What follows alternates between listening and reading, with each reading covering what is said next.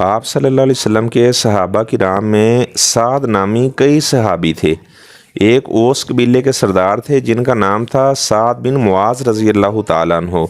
ایک خزرج قبیلے کے سردار تھے، ان کا نام تھا سعد بن عبادہ رضی اللہ تعالیٰ عنہ۔ اور ایک عشرہ مبشرہ میں سے جن کا نام تھا سعد بن ابی وقاص رضی اللہ تعالیٰ عنہ۔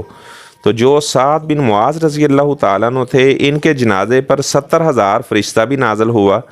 تو آپ صلی اللہ علیہ وسلم کو کسی نے ریشمی رومال تحفے میں دیا، تو جب صحابہ نے اس ریشمی رومال کو پکڑا، یتعجبون من لین و حسنی، تو صحابہ کرام نے جب وہ ریشمی رومال دیکھا تو اس کی نرمی سے وہ بڑا تعجب کرنے لگے کہ اتنا نرم یہ ریشمی رومال ہے۔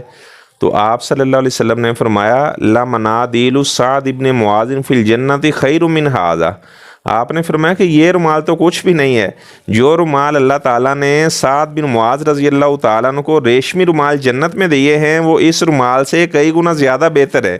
اور آپ صلی اللہ علیہ وسلم نے حضرت سعد بن معاذ رضی اللہ تعالیٰ عنہ کی وفات کے موقع پر فرمایا تھا اہتز لہ عرش الرحمن، کہ آج سعد بن معاذ فوت ہوا ہے تو اللہ تعالیٰ کا عرش بھی خوشی سے جھوم اٹھا ہے۔ تو اس طرح قابل رشک انہوں نے زندگی بسر کی۔ تو اللہ تبارک و تعالیٰ ہمیں بھی نیکی اور تقوی والی زندگی بسر کرنے کی توفیق عطا فرمائے۔